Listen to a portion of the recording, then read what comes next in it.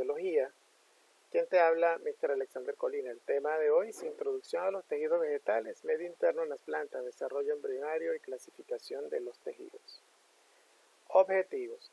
El objetivo de la clase será explicar en qué consiste el medio interno de las plantas, haciendo una comparación con el de las células animales, definiendo el desarrollo embrionario en las angiospermas, los términos asociados para valorar la importancia de la clasificación de los tejidos vegetales, destacando los principales tipos.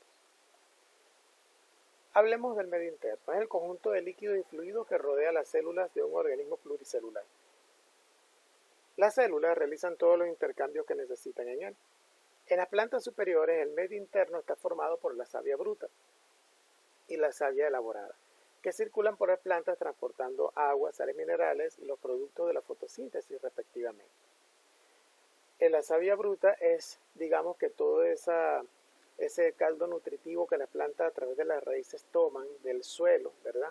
Una mezcla de agua y minerales que se encuentran allí, sustancias que van a ascender por la planta por un tejido especializado, que luego ella procesará en sus diferentes órganos y producirá la savia elaborada, que será como el material sintetizado a partir de la savia bruta que repartirá la planta a través de todo su sistema, y que de hecho el resto devolverá otra vez a la tierra para el posterior aprovechamiento hasta por medio de la transformación de sales minerales. Estos circulan por la planta, transportando agua, sales minerales y los productos de la fotosíntesis respectivamente. En los animales acuáticos que tienen una organización simple, el medio interno es a menudo agua del exterior del cuerpo. En los más complejos y de mayor tamaño, como los animales terrestres, el medio interno mantiene una composición distinta de la del medio exterior. Como componentes del medio interno distinguimos, por ejemplo, el líquido circulante, que comunica entre sí a todas las células, como la hemolinfa, la sangre y la linfa, y el líquido intersticial, en el que viven inmersas las células. Entonces, si hacemos una comparación entre lo que son los animales y las plantas, vemos que básicamente ese medio interno donde se encuentran las células, ese líquido intercelular, matriz extracelular en la que se encuentran todas las células, ¿bien? Y que muchas veces también está constituido por esa sangre y la linfa y por la hemolinfa. Bien, entonces estamos hablando de líquido circulante y líquido intersticial. En los invertebrados, el líquido circulante recibe el nombre de hemolinfa y tiene el componente líquido con pigmentos respiratorios disueltos. En los vertebrados, el líquido circulante constituye el sistema doble. Hay un sistema circulatorio que transporta sangre y un sistema complementario de conducción de la linfa. La sangre, en todo caso, está compuesta por plasma, un líquido formado por agua y diversas sustancias disueltas, glúcidos, lípidos, péptidos, sodio, potasio, calcio. En él se encuentran inmersas las células sanguíneas, glóbulos rojos, blancos y plaquetas que ejecutan diferentes funciones. Entonces, aquí podemos ver una comparación entre lo que son los medios internos de plantas y animales, claramente.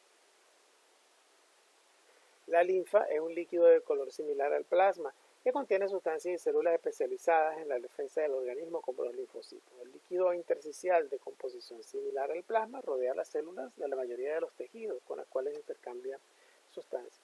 Posteriormente se reabsorbe y vuelve a la sangre y a la linfa. El sistema circulatorio sanguíneo y linfático permitirá entonces llevar a las células de las sustancias que éstas deben utilizar y recogerlas de las células las sustancias que producen para su excreción o para su transporte a otras células del organismo. Establece comunicación entre distintas células. Es decir, para nosotros esto de llevar a las células las sustancias que éstas van a utilizar es llevar los líquidos que se necesitan a través de la sangre, de la linfa, hasta allá. Ese viene a ser como la savia, el equivalente a la savia bruta de la planta. Y la savia elaborada, el equivalente vienen a ser todas esas sustancias que recoge de las células que ya han sido utilizadas y que se excretan o para su transporte hacia otras células para que ejecuten otra función, o simplemente se desechan del organismo.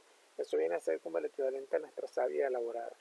En todos los seres pluricelulares, el medio interno se mantiene en unas condiciones físicas y químicas relativamente constantes. El mantenimiento del equilibrio de ese medio interno recibe el nombre de homeostasis, que es el sistema de regulación de las funciones orgánicas.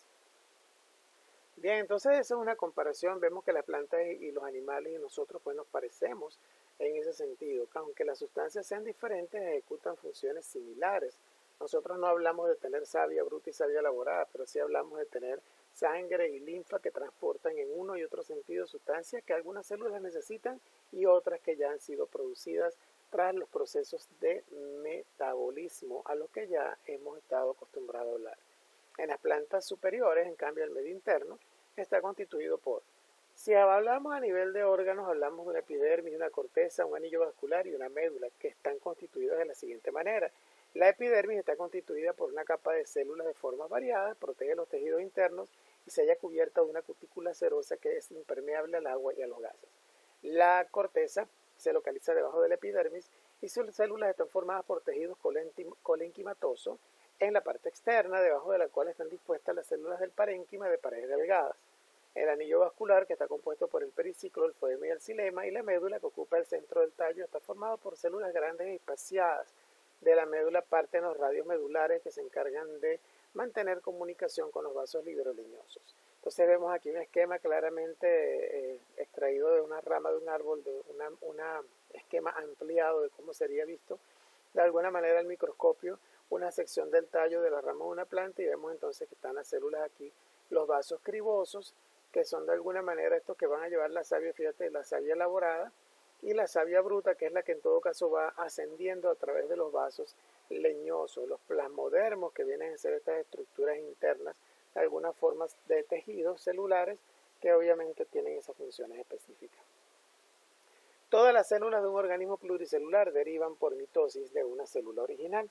El desarrollo embrionario, entonces, es el proceso por el cual a partir de una sola célula inicial se constituye un organismo pluricelular completo, como ocurre en los animales, en los vertebrados, en los mamíferos, en todos nosotros. De una célula se parte por divisiones sucesivas hasta llegar a un organismo entero. Durante este desarrollo que produce la planta se produce la multiplicación y diferenciación celular. Se multiplican las células y luego se diferencian en el sentido de que tendrán funciones específicas dentro de lo que será el nuevo ser. En este caso estamos hablando de una nueva planta. Es decir, la aparición de distintos tipos de células que presentan diferencias morfológicas y de funcionamiento, o sea, fisiológicas, y que irán constituyendo los distintos tipos de tejidos, órganos y aparatos o sistemas. Este proceso es muy diferente según se trate de vegetales o de animales. Obviamente, en el tercer año de bachillerato se distinguirá el desarrollo embrionario en animales. El desarrollo embrionario en las angiospermas, un tipo de plantas. Los espermatofitos, fitos es un sufijo que hace referencia a planta, son las plantas más numerosas de la Tierra, espermatófitos, y se clasifican en giospermas y angiospermas. En las plantas con flor o angiospermas, después de la fecundación se forma la semilla. La semilla está formada por el embrión, encargado de originar una nueva planta, el endosperma, que es el tejido que nutre el embrión durante el proceso de la germinación, y por unas capas protectoras de todo el conjunto, normalmente endurecidas, llamadas testa. En el caso de las plantas dicotiledóneas, además de la radícula y la plúmula en el embrión, también pueden distinguirse los cotiledones. Estos son unas hojas modificadas denominadas primordiales que sirven para alimentar a la plántula una vez ha germinado hasta que dispone de verdaderas hojas que puedan realizar la fotosíntesis. En las primeras fases del desarrollo embrionario se produce la diferenciación en estos tres tipos de tejidos. Los meristemos primarios, que son los especializados en el crecimiento de la planta, y posteriormente se diferenciarán en otros tipos de tejidos. Los vasculares, que tienen la misión de conducir la savia, y los tejidos epidérmicos forman la cubierta externa y protectora de la planta. Fíjense que esto es una clasificación muy general de los tejidos. Meristemos primarios, vasculares y epidérmicos. Estos tejidos constituyen las partes de un embrión. Durante la germinación, a partir del embrión se desarrolla la planta adulta.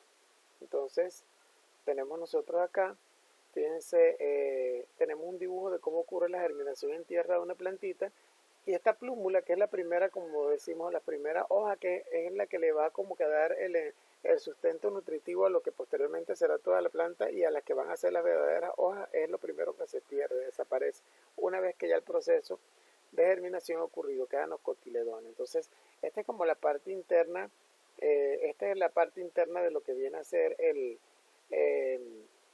cotiledón, pues de alguna forma. Fíjense, aquí tenemos la plúmula, aquí tenemos la radícula, el embrión que de alguna manera le da origen a la planta, la testa, el endosperma y los cotiledones, que es lo que hemos hablado en las diapositivas anteriores. Aquí vemos el proceso de germinación en el suelo más detallado, la semilla, la radícula sale aquí como la primera parte, los pelos radiculares que constituirán luego la raíz. Y fíjense cómo queda aquí la germinación epigeal, ¿no? Colito, luego viene la germinación hipogeal. Estos son términos que necesito que investigues. Defínenlo. Entonces, esos son los dibujos esquemáticos de esa parte del desarrollo. En el reino vegetal distinguimos dos grandes modelos estructurales. Los talófitos, constituidos por un talo, es decir, una masa de células indiferenciadas en las que no distinguimos tejidos. Posee un órgano de fijación, el rizoide, un órgano de sostén, el cauloide, y el filoide, que tiene la estructura laminar fotosintética que recuerda las hojas de las algas y musgos, y hepáticas son talófitas, como esta que tenemos aquí a la izquierda, algas y musgos.